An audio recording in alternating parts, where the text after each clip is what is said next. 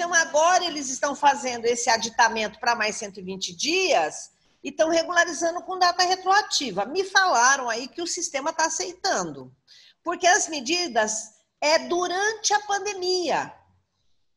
Se é durante a pandemia, é possível até contratar 120 dias a partir de hoje.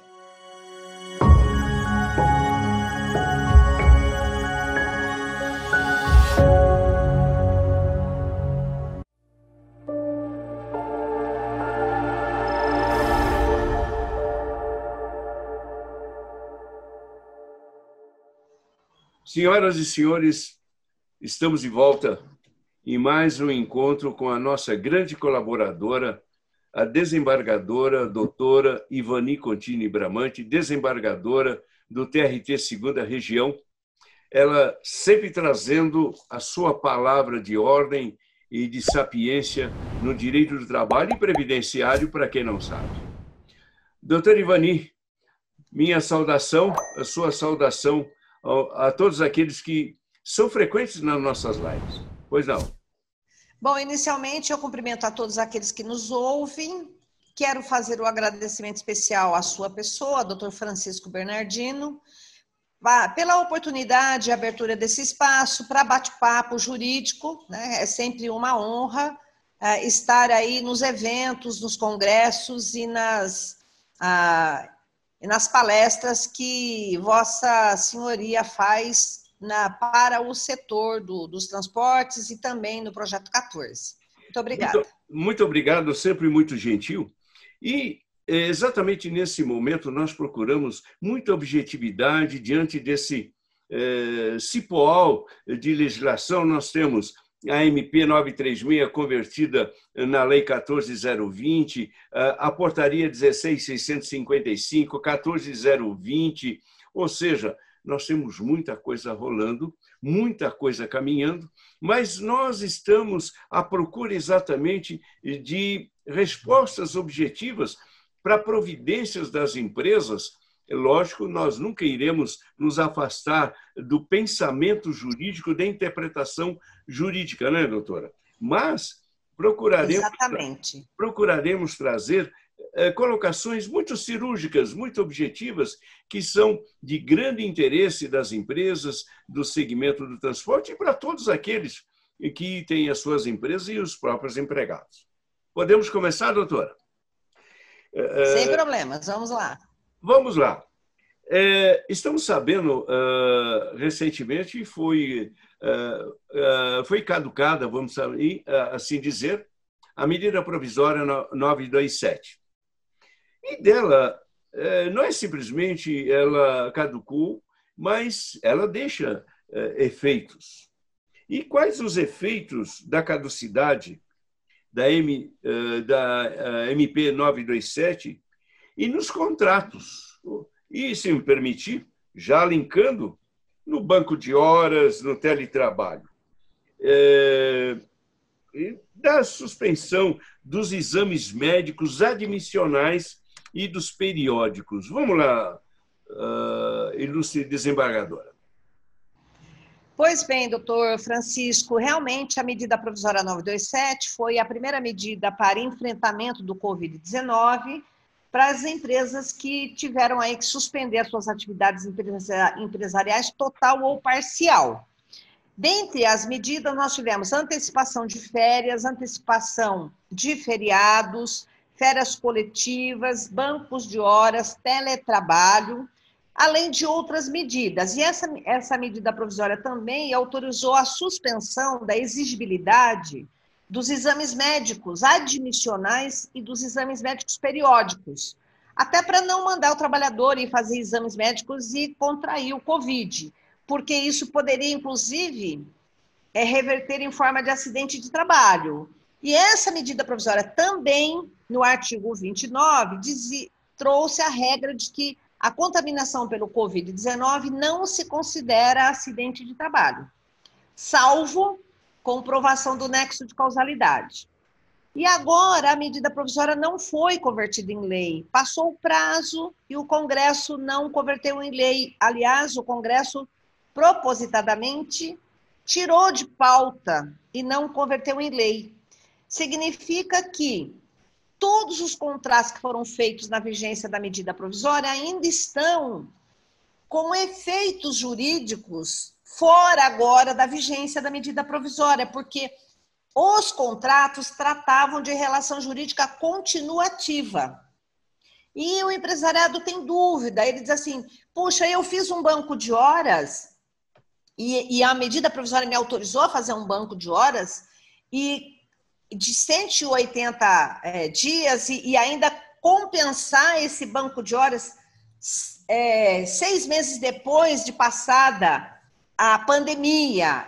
E a lei que decretou a pandemia, a 13.979, diz que a pandemia vai até dezembro. Então, eu estou na vigência de banco de horas, de repente a medida provisória caduca, esse banco de horas só vai ser compensado ano que vem, ainda no prazo de 6 meses. Como é que fica essa situação, não é? Na verdade? Então, nós temos, assim, duas posições jurídicas. A primeira posição jurídica é que para tudo, e daqui para frente faz novo contrato agora com as regras da CLT. Para tudo. E tem uma outra posição que diz, não para nada, porque esse contrato foi feito num tempo em que a lei estava vigente, né? A medida provisória estava vigente. Então, esse contrato encontra fundamento de validade e de legalidade, e as obrigações que estão nesses contratos devem ser cumpridas tal qual estão lá nesse contrato.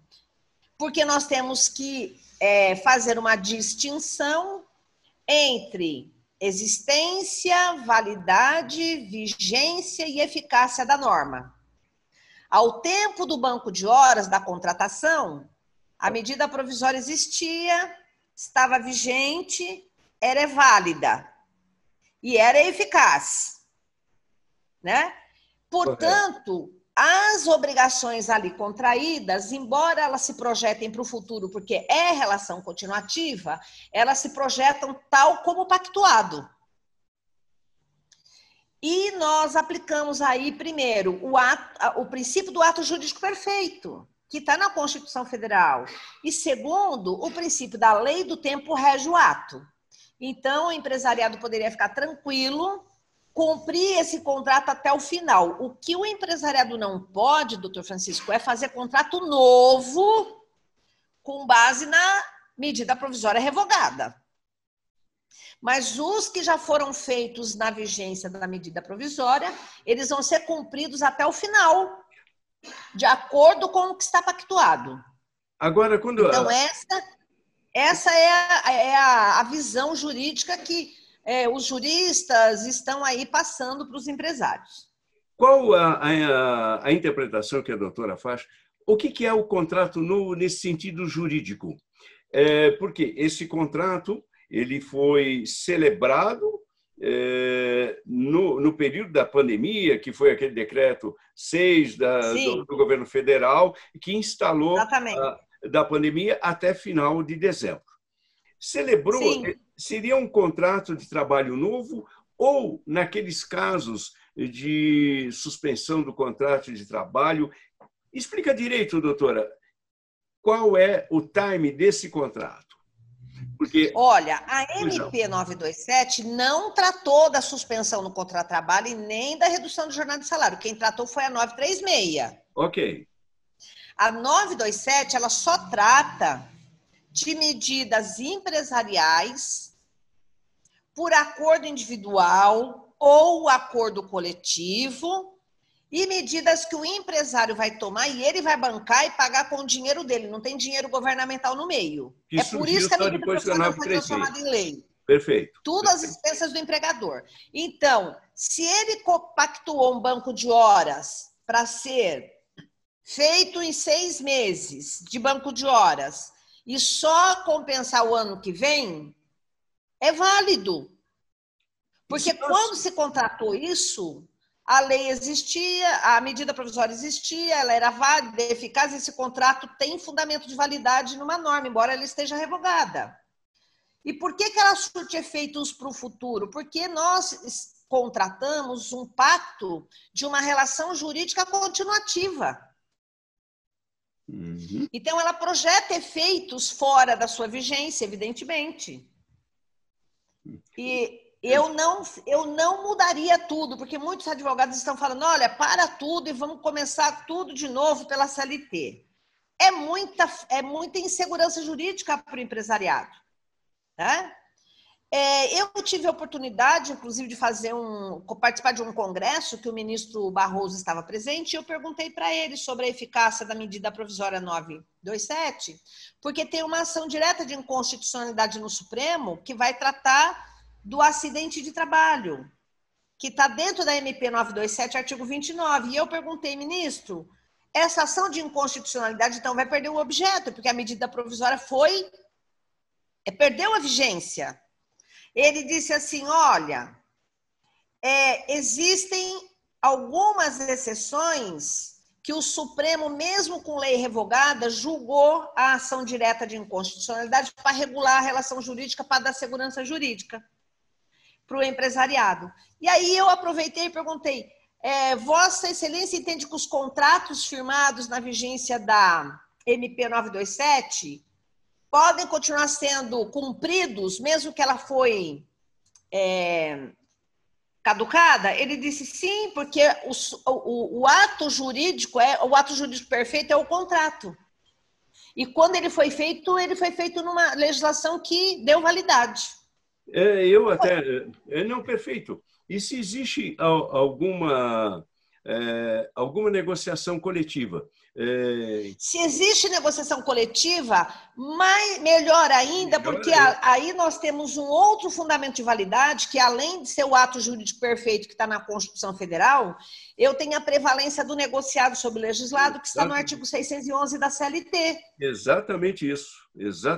Então, o fato da medida provisória cessar a sua vigência só significa que o empresariado daqui para frente não pode contratar banco de horas, teletrabalho, com base nessa medida provisória, porque ela não está mais em vigor. Aí, daqui para frente, se for contratar novos contratos, deve contratar com base na CLT. Teletrabalho, doutora, e suspensão do exame médico admissional e periódico. Pois a lei disse, a MP 927 disse o seguinte... Essa MP autoriza o empregador a tomar as seguintes medidas. Durante a pandemia. Ora, a medida provisória, ela caducou, mas a pandemia não acabou. Vai até dezembro. Como é que o empresário vai expor o seu trabalhador que ele está admitindo, por exemplo, ou mesmo no exame periódico, expor esse trabalhador a um exame médico e chega lá e ele contrai Covid de uma outra pessoa que estava lá doente? É arriscado para a empresa. Então, enquanto vigora a pandemia, eu não arriscaria mandar o trabalhador fazer exames médicos periódicos e nem admissionais. Ela só suspendeu esses 2 exames. Os demissionais continuam obrigatório. Agora, a empresa tem 2 alternativas. Se ela não quiser correr o risco de admitir um trabalhador sem fazer exame, e depois, se esse trabalhador já estava doente, vai falar que contraiu a doença na empresa. Né? E é possível, doutor, contratar uma perícia médica telepresencial, do jeito que nós estamos aqui. Explica melhor, doutora. É uma perícia médica telepresencial. Como? Já existe na área previdenciária, por causa do Covid, que não dá para o trabalhador fazer perícia na área previdenciária, e o CNJ autorizou no INSS e autorizou na Justiça Federal perícia para apurar a incapacidade do trabalhador telepresencial. Faz-se uma sala virtual, o trabalhador fica online, como nós estamos aqui, o médico faz uma série de perguntas para o indivíduo e, ao mesmo tempo, o indivíduo manda para ele todos os documentos médicos que ele tem, o médico examina e dá o seu laudo de atesto sobre a capacidade ou não do indivíduo. Correto. É uma espécie de perícia indireta, vamos dizer assim, né? que nós estamos chamando de laudo simplificado. Então, a empresa pode contratar e fazer uma perícia telepresencial com o seu trabalhador. Os médicos não gostam muito de fazer porque eles entendem que eles não podem ficar responsáveis por uma perícia indireta, mas existem aí possibilidades. E também a outra possibilidade, né, é suspender a contratação por enquanto, porque como é que nós vamos contratar uma pessoa sem fazer exame médico admissional?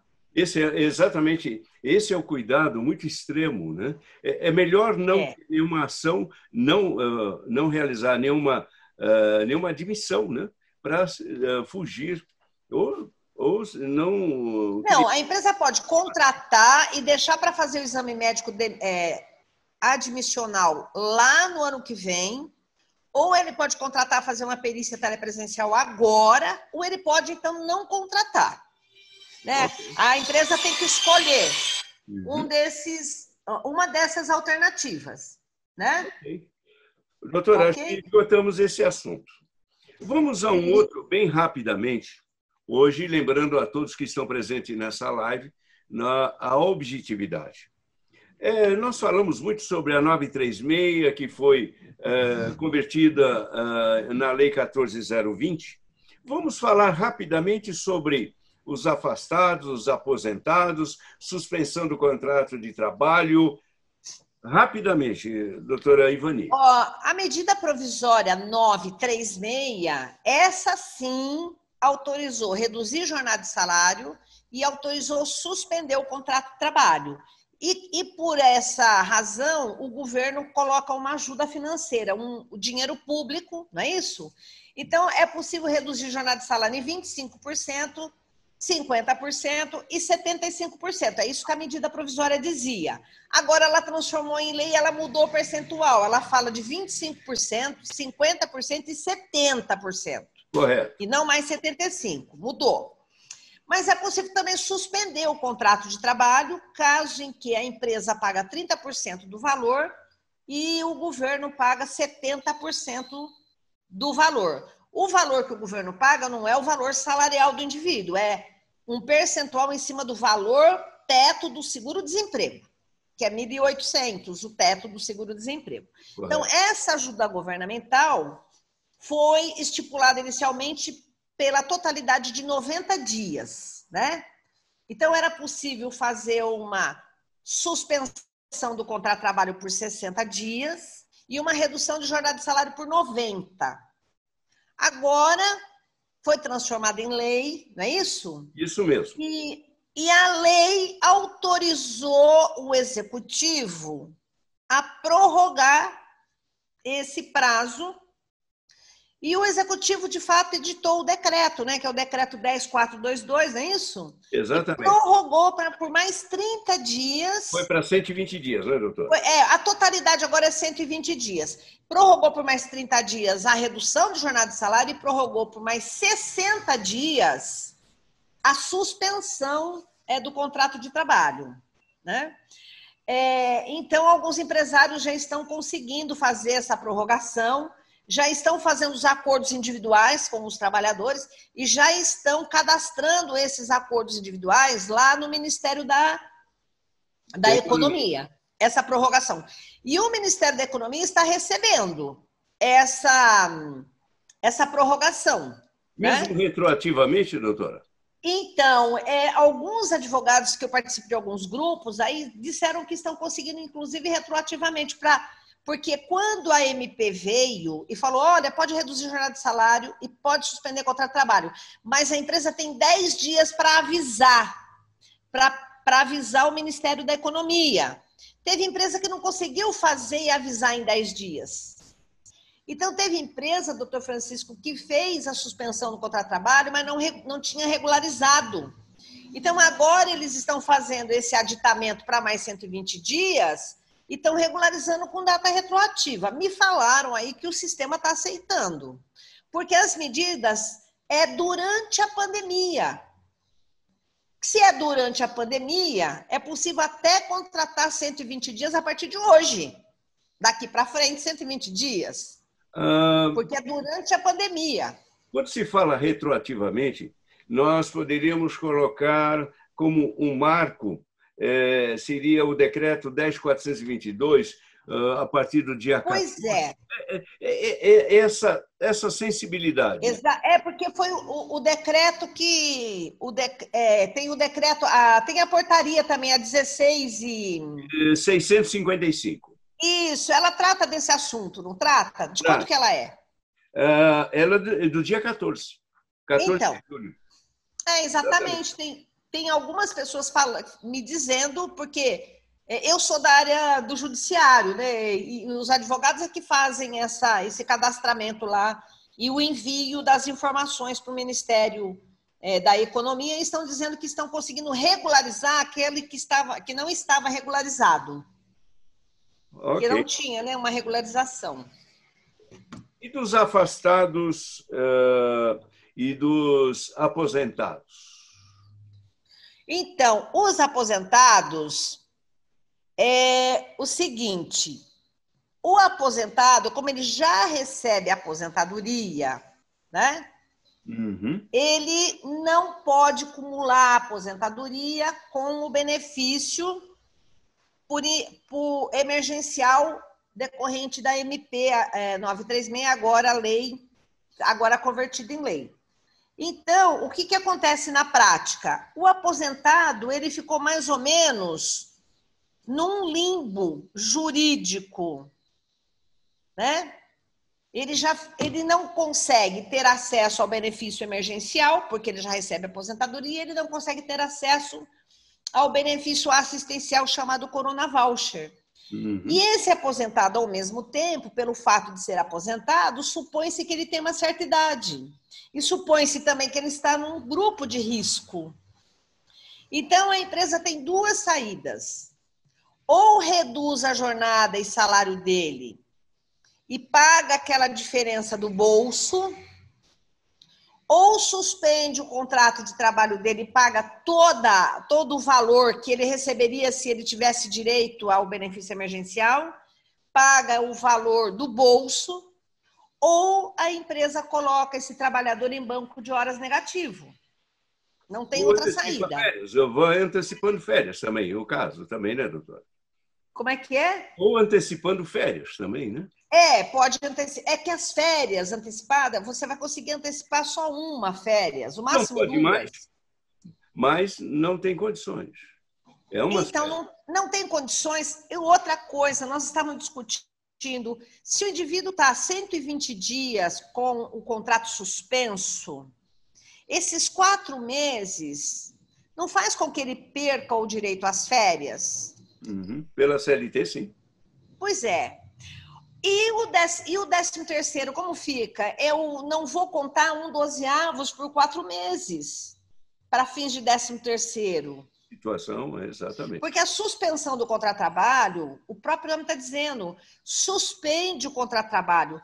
E a medida provisória e a lei, agora, diz o seguinte: o indivíduo pode, inclusive, não conta nem para fins de aposentadoria. Se ele quiser contar para fins de aposentadoria, ele tem que recolher a Previdência Social como facultativo. Então, a suspensão do contrato-trabalho não conta para nada e não incorpora para fins de nada. Então, isso daí vai impactar e vai ter efeitos, né? No 13º, no 1/12 de aquisição do 13º e no 12avos de aquisição das férias. Doutora, o nosso tempo está acabando. Eu acho que sobre essa questão emergencial para colocar, acho que nós esgotamos, né, doutora? Eu acho que sim. Rapidamente, sobre tratamento da gestante na pandemia. Rapidamente, doutora. Olha, rapidamente, a gestante, ela também está ela está no grupo de risco. Dificilmente o empregador vai conseguir reduzir a jornada de salário dela, porque ela está em grupo de risco. O melhor é suspender o contrato de trabalho da gestante. Mas o empregador só consegue suspender o contrato de trabalho da gestante por, agora, 120 dias. Ora, se ela está no começo da gestação, 120 dias não é suficiente. E o que nós fazemos com a gestante o resto do período da gestação, já que a gestação são 9 meses? Uhum. Então, doutor Francisco, eu vi uma saída na legislação Porque a legislação, no artigo 394, que trata do capítulo da mulher, na reforma trabalhista, diz que a mulher gestante não pode trabalhar em atividade insalubre ou perigosa. E se o empregador não tiver onde colocar essa mulher na atividade insalubre ou perigosa e tirar ela e colocar em outra função salubre, ela pode ficar afastada em salário maternidade, que nós chamamos salário maternidade de risco, desde o início da gravidez. Ela fica os 9 meses em salário maternidade e mais 5 meses depois que ela tem o parto. Então, essa é a providência do empregador. Então. O Covid-19 é um agente insalubre e perigoso, que pode causar doença. E eu acho, não sei se as empresas atentaram para esse artigo. Repete isso, doutora. Muito importante. Repete. O artigo 394 veda o trabalho da gestante em atividades insalubres ou perigosa. Perfeito. O Covid-19 agora é fator de risco. Então, principalmente na área da saúde, na área dos laboratórios de análises clínicas e no seu setor de transporte, que você lida com a população. Então, é um agente que está solto por aí. Eu posso afastar essa gestante em salário maternidade de risco, desde o início da sua gravidez. E a Previdência está aceitando ou... Está na legislação, doutor. Está na legislação. Embora a lei trabalhista traga esse assunto, o artigo 394, ele é claro, ele diz assim, a gestante será afastada em salário maternidade conforme lei 8.213. Artigo 71 da lei 8.213, cita até a lei previdenciária. Então, nós vamos fazer esse tipo de afastamento e tentar, porque ela está numa atividade insalubre. É a saída que eu tive, porque só suspender o contrato de trabalho da gestante por 4 meses não vai resolver o problema. Doutora Ivani, brilhante colocação. E vamos deixar para o nosso público esse sabor de que quero mais. Esse é o grande objetivo do nosso bate-papo jurídico, e realmente trazer à luz esses esclarecimentos objetivos e que atingem diretamente as empresas. Doutora, isso mesmo. Eu quero agradecer imensamente a nossa convidada permanente das nossas lives, sempre trazendo pérolas de entendimento e interpretação jurídica. Fica para uma próxima oportunidade a continuidade desses temas tão suscitantes. Doutora, obrigada. Embargadora, tchau. O nosso abraço, a sua despedida e até mais. Até a próxima, agradeço a todos e até a próxima. Muito obrigado, um grande abraço, doutora. Até logo. Muito obrigado.